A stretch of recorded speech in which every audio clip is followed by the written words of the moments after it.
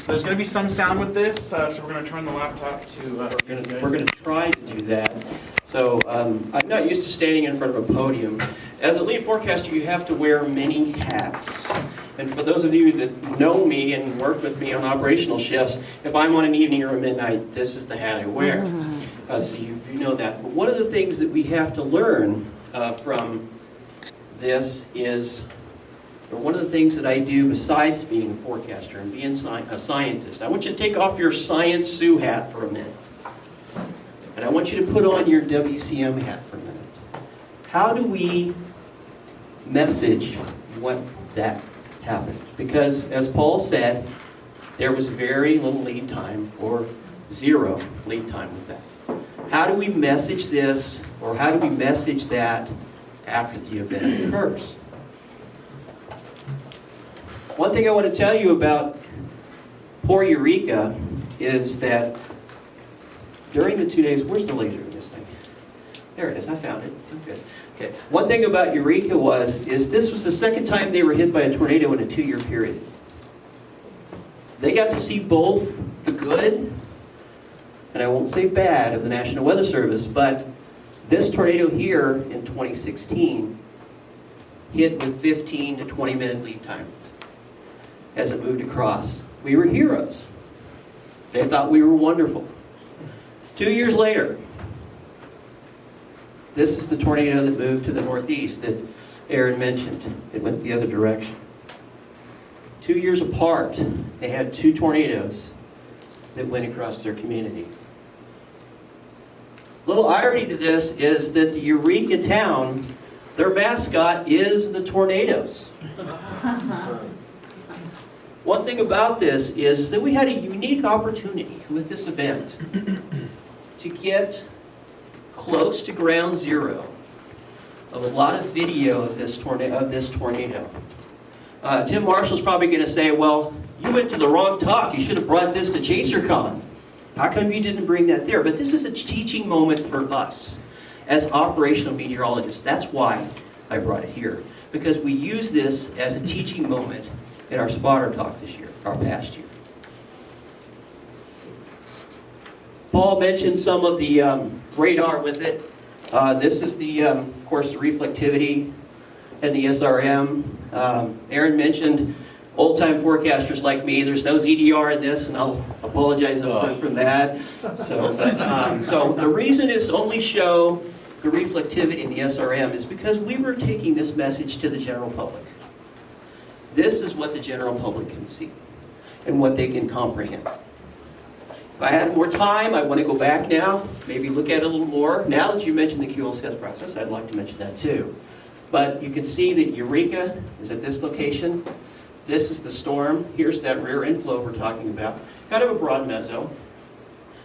At the time of that, looking from the north towards the south at this storm, there was some broad rotation with this. This one loads automatically, so I don't have to click on this one. So, or at least I think it is. Yeah, it is.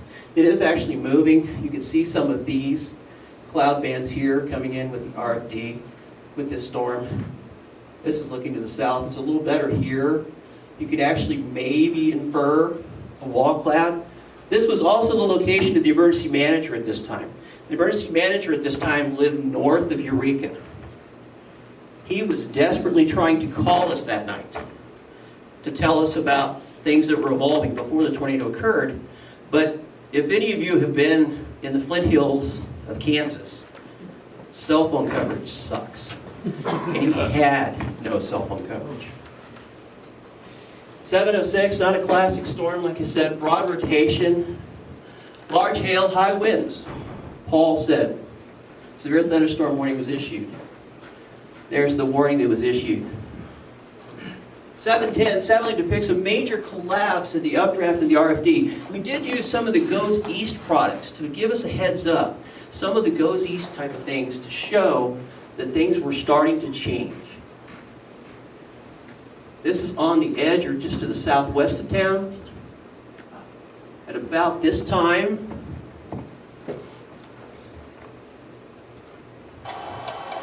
this gentleman was seeing this. It's trying to get organized. It's got stuff on the ground because I see it go clear to the ground. I just lost you. Are you still there? You're barely there. Yeah, I'm recording this. It's probably messing it up with audio and all that.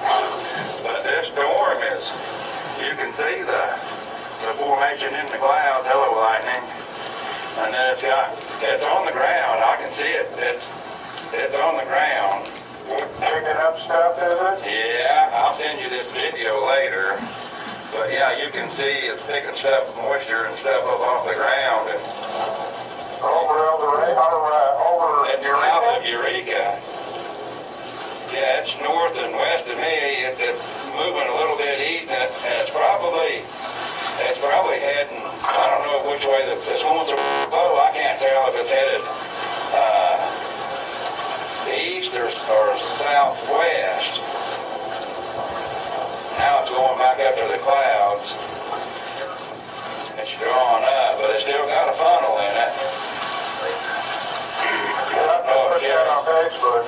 Yeah, I don't know if Sherry's seen this or not. She'll be. And you can see the clouds in behind it. Through the sunlight coming through. Potentially the RFD, possibly. It's not as I think I lost you. It's not as organized as it was.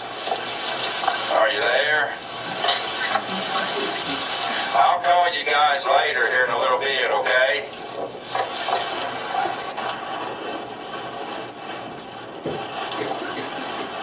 So now I'm going to tell you that we never got this in real time. This video was we found this video was posted to Facebook 20 to 30 minutes, almost an hour after. We never got this report of a funnel. The emergency manager at the time was located to the north, and he saw this same funnel, and he was desperately trying to call us. He didn't have his 800 radio with him. He couldn't call that way. He was trying to call us with his cell phone to tell us we had a funnel developed. But cell phone coverage as it is. We never got this information in real time. So we use this to talk to our spotters and say, if you have this, if we would have had this in real time, we may have been able to give Eureka 5, 10 minutes, maybe more time. At the same time, on the southwest corner of town, there's a little Farm and Fleet place, implement store, and this is actually, does this look familiar from that video? This is the tornado. Eureka is right here, just off of this picture. This was a social media picture. Again, this was off of Twitter. We didn't get this picture until 20 to 30 minutes after. We didn't have these two pieces of information that could have helped with our warning decision process. Because one thing that we do well at our office is involve social media, get that information from social media to help with the warning situation and the warning process. We never got these two pieces of data. Here's a comparison of the two. This is the girl's picture right at the Farm and Fleet. This is our video of the guy talking about it. It's very similar at 7:14, time stamped. 7:15, the tornado's coming into town, or the rotation's not that great. I mean, you know, for us old-time Cadre forecasters. Now it's time to show you some video from within Eureka. In Eureka, we had a wonderful opportunity. The Greenwood County Sheriff's Department sent us all kinds of video from this event. So we have camera angles and sheriff cams from about 5 different cams in this event. This is the 2 locations from it. This video I have to click on. This is on the southwest side of town, looking kind of to the northwest. This is in the southwest is a park. I want you to pay attention to over in this area where the RFD is. And then right there is where he was talking about how the funnel was down and how the funnel started to lift a little bit as it went back up. That's a short clip, but that's another clip, of course, we didn't get in real time. Now, this is Main Street in Eureka. This is driving south down Main Street. The southwest corner of town is going to be back in this area. This is the first report of a funnel that we had moving into. And as Paul mentioned, he switched gears. and they issued a tornado warning. Here's our sheriff going straight down Main Street. I want you to pay attention for the science here of the inflow that you see from the rain curtains here that come in. And actually some small pieces of debris. I don't think that's tornado. I think it's debris. I think it's stuff from the inflow right here. Nice of him to stop for the patrol car. That was nice of him. You see this stuff? You see the rain curtains right here coming in? And actually, as he goes a little bit further, you can actually see. Remember, the tornado, or what would be the tornado, is going to be over here. This is going right down Main Street. Is where this is. He's headed straight south. Now we're going to take a look from the other direction. This is where the tornado would probably be, in this area, across town, straight down US 54, which is the main drag through town. We had another person who took video, not again in real time, this video.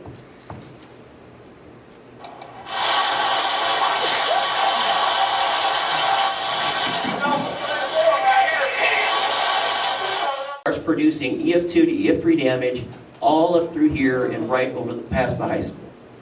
So this trooper, or this deputy, goes in this fashion.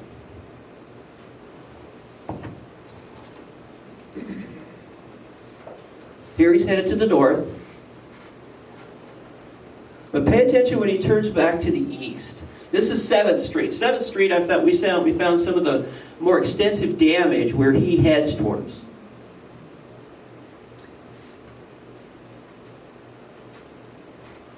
He heads this way, and then he turns back to the south, which he turns down the road where some of the more extensive damage occurs, which is going to be right down in this area.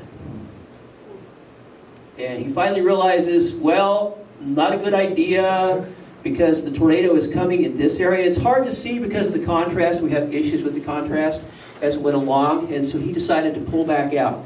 One thing I want to mention, the video with the siren. The sirens are an outdoor warning device, correct? But the sirens, we think this day did save lives. We think they did help. They did their job. Now he goes back the other direction. Eventually, for us old-timers, we finally get a nice gate to gate, but it's already through town. Yay, V-Rod. Thank you, Aaron. As it moves across town. Remember, I'm trying to message this to the general public. This video is actually from the southwest looking back towards a tornado, and this is the actual only video that we have of the full-fledged tornado as it moves across town. No, it's going that way, hopefully. Not moving to the left or right, it's moving directly away from him towards the northeast.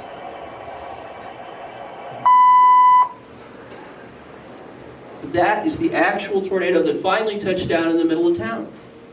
So how do you message that to a community that's been devastated twice in a 2-year period?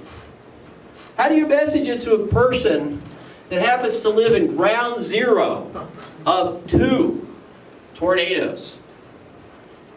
This area along 7th Street that I told you got hit by 2 tornadoes. They crossed. They made a nice little X in the center of town. That location is right here. I want you to pay attention to this nice, beautiful house with the red roof.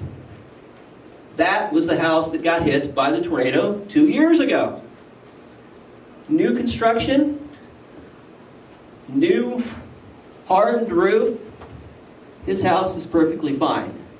His neighbor, who was missed by the first tornado, was EF3 damage and was devastated right next to it.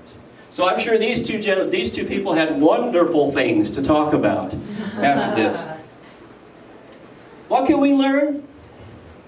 A lot of strong low-level inflow. Spotter information, if submitted in real time, can help in your warning decision process. But we didn't have that, so we wanted to teach these people. A few people I wanted to thank is Levi Vinson. One thing I'll say about him and I'll finish. I went to him this year and I said to him, I go, well, you have to be worried. You've been hit by tornadoes 2 of the last 3 years. He looked at me and he said, no problem this year. It's an odd numbered year, so we're fine. He said, we only get hit in even numbers. So he said, we're good this year. I thought that was great. So that's basically all I've got.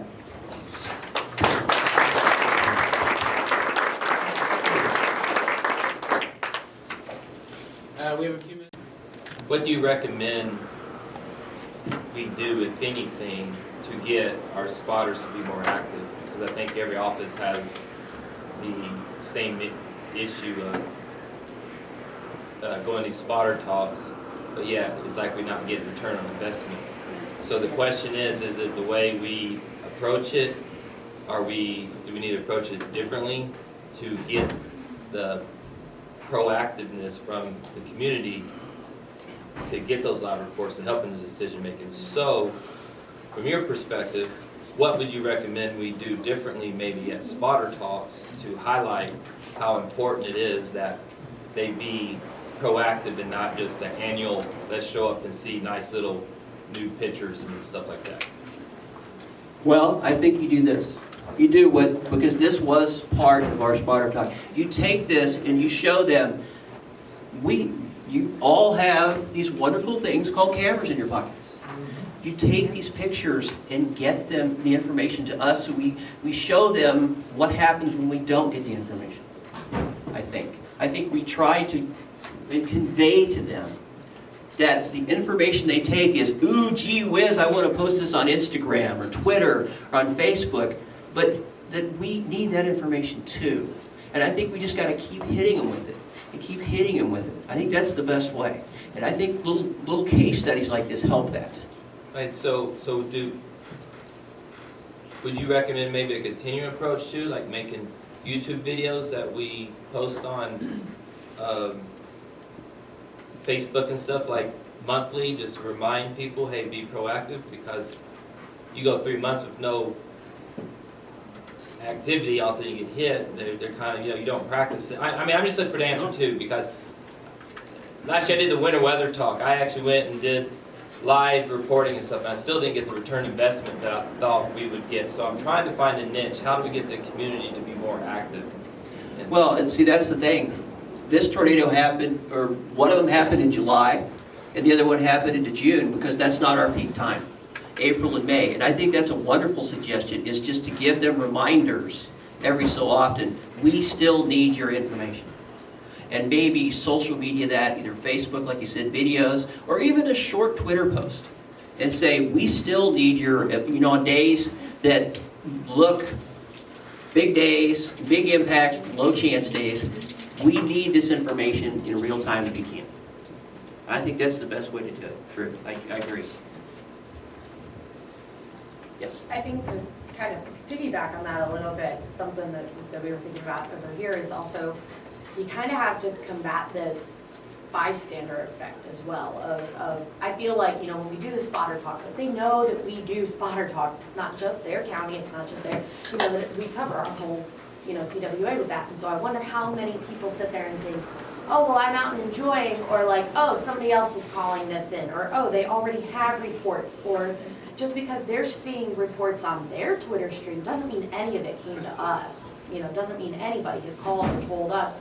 If they're not tagging it, hashtagging it, it might be in their private feed because they're friends with, Bob Joe down the street, and, they see it in theirs, but it doesn't mean that we see it across ours. So I wonder if part of that needs to be combating that bystander effect and being like, hey, we can't have too much information. And you know what, that's something we try to stress every year, is that, I like that word bystander effect, that's kind of nice. Because you're right, there's a lot of people that assume that we have all the information. Right. We don't.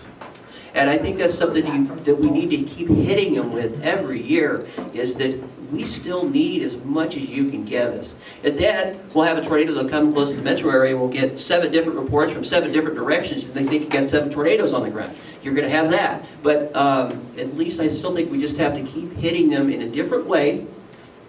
This is a different way. And then maybe Next year, go a different way and do it again. And just keep hitting with it if we can. I would go a step further and say, like, when Brian talked about partnerships, some of the things we have to think about, like the Red Cross, when they do CPR training, maybe get with them people and have them put a plug for us too, because CPR training has expanded to all kinds of other ends. So that's that example of partnership and thinking out of the box of, like, you know, getting like Red Cross, hey, could you make a plug about making, you know, weather reports? Because you tornado, you might be going doing CPR, but at the same time, if you're in a group, hey, can somebody call the weather office and report this? I'm just thinking out of the box, because I think it is an issue. It's more of a social issue that we need to figure out to try to get the community more active and to submit reports, more reports to us.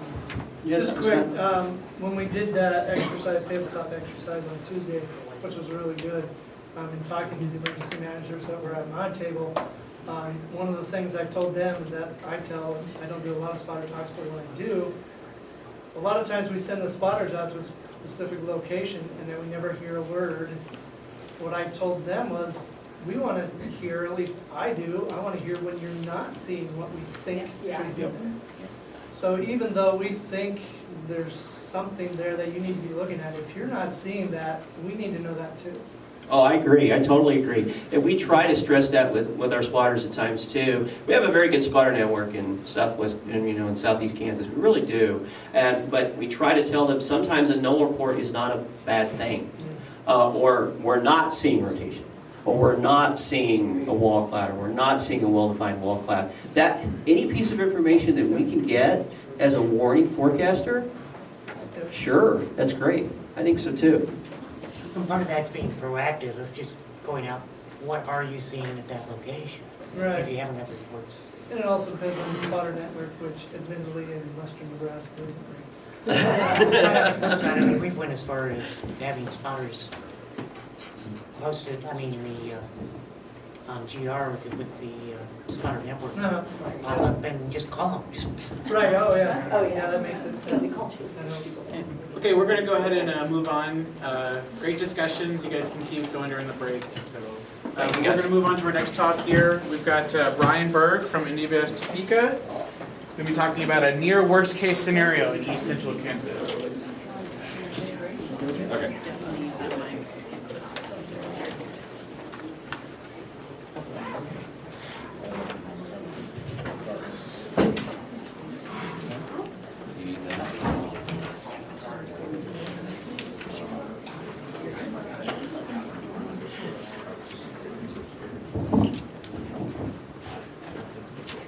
We are an hour away from being done.